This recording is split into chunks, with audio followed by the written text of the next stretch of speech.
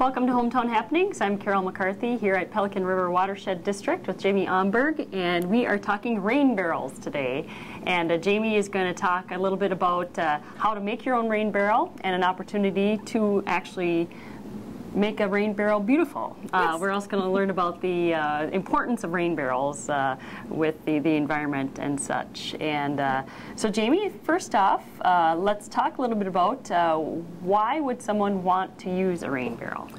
Basically, Carol, rain barrels are a great way to conserve water as far as your stormwater runoff.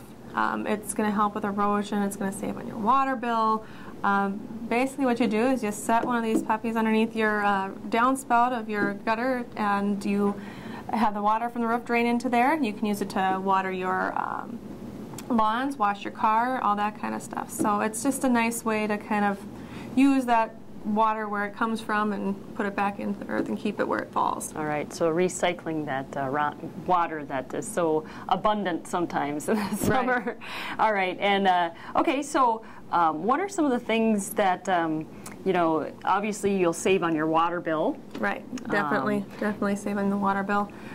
Just being able to use the water from outside, you're not having to, you know, bring the water in from outside. It's right there. You hook up your hose, you can water the lawn. You can use it even when there's like a watering ban going on, so you can use the water at any time. Okay. So it's a nice way to do that. Okay, and it does actually save on, I'm reading some of the literature out there right now, it saves on, you know, the sewer and water treatment, the water. Yes, Yeah. right. When you stop the water from running into the streets, when it runs in the streets, it's going directly into our lakes, rivers, and streams. And this way, when you're stopping it and holding back some of it, it's keeping helps keep our lakes, rivers, and streams a lot cleaner. Okay, all right. And the water, like you had said, you can use from the rain barrel. It's mostly for, say, flowers and grass rather than gardening.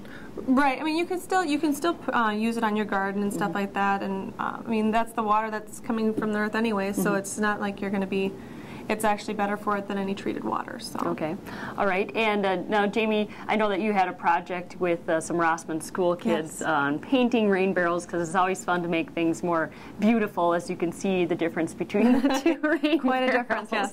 All right. And rain barrels can come in any shapes and sizes, essentially. You know, you can go to a store and buy one. Yep. There's a lot of people in the green movement that sell them, actually, that are kind of made already. But you're actually going to tell us a little bit how to make a rain barrel and how to decorate, and we're going to talk a little bit about your work with the Rossman School students as well. So first off, let's talk about the Rossman School project that you did recently. Well, what we did is, you know, we were lucky enough to have Lake Shirts have a bunch of these barrels actually, and we were able to go take them and bring them back, clean them up a little bit.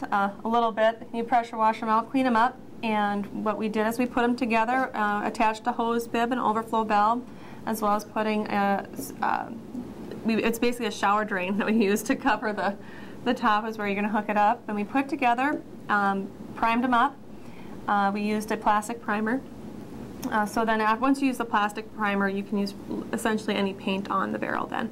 In this case, we used recycled paint from Sandy Gunderson, and the kids, we brought 4 barrels over one to each of the 4th grade classes at Rossman, and they were able to paint and decorate the barrels however they wanted. You know, they are kind of going into their Going Green segment right now, so they were able to kind of incorporate a little bit of that. And after they painted each of the barrels, they were able to, they then auctioned them off at their school carnival and raised money for their school. And they ended up raising about $250. Well, that's great. It was really great. It was a fun experience. Fun project. I'm here with Jamie Omberg today at Pelican River Watershed District, talking about rain barrels and not only how to keep the environment green and growing, also how to make your rain barrels beautiful. And we're going to take a quick break and be back with more after this. Welcome back to Hometown Happenings. I'm Carol McCarthy here with Jamie Omberg at Pelican River Watershed District. We're talking rain barrels, and Jamie is going to talk a little bit about what we were talking about, the project you did with Rossman school children, about making the rain barrel beautiful, but they also were learning about rain barrels. But let's talk a little bit about, you kind of zipped over, you know, what all is needed in a rain barrel, but talk about some of the things. I mean, it's pretty simple. You need a barrel. Yep, you need a barrel. Again, you can get the barrel like from a company like, say, Lake Shirts. Yep.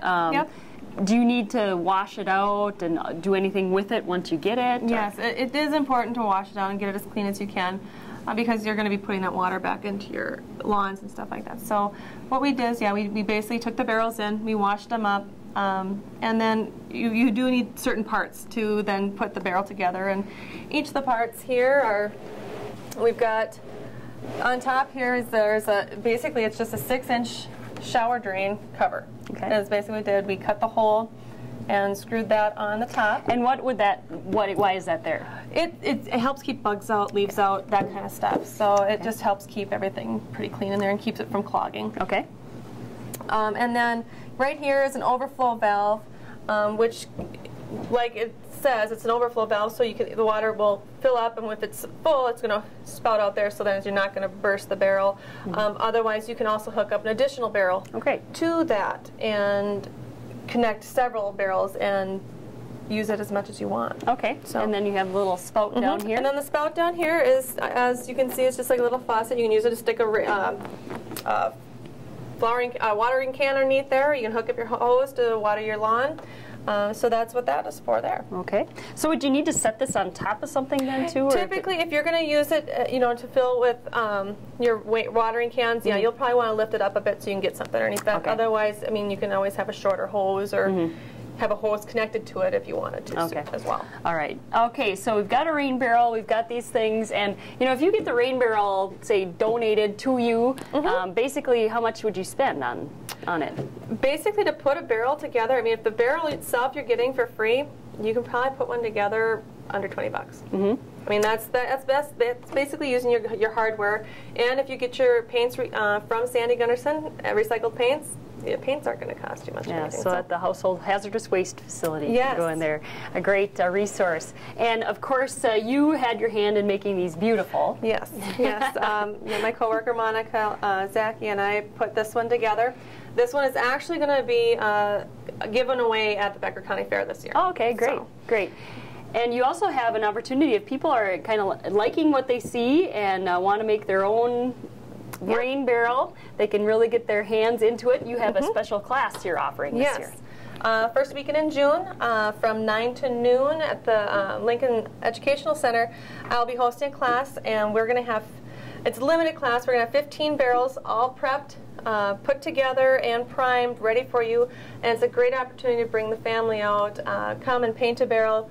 The cost is $25. You get to take the barrel home with you. You don't need to bring anything except yourselves. So it's just a fun opportunity, and we just want to start seeing more of these around the area here. So. Great. So a great opportunity to be green and be creative as well. Exactly. And learn as fun. You could be the first one in your neighborhood to have a great rain barrel all decorated to how you want to show off how you're being green and celebrate it. So rain barrel art here with Jamie Onberg from the Pelican River Watershed District. And get your rain barrels, learn more about it. If you want to learn more, you can always Google rain barrels and just find out more about them. Get them any size, the bigger the better probably, but you don't want them too awfully big. These are 55-gallon barrels. And these seem to be kind of the standard. Right. So in the winter time, you would empty them out and turn them over. Definitely. That's the you seasonal empty them change. out, flip them over, because if you don't, there's water in the freeze, they're going to expand and crack. So you want to definitely empty them out and flip them over. Okay, very good. Some good tips from Jamie Onberg from the Pelican River Watershed District, and to get to those rain barrels and have a good spring. I'm Carol McCarthy for TV3 Hometown Happenings.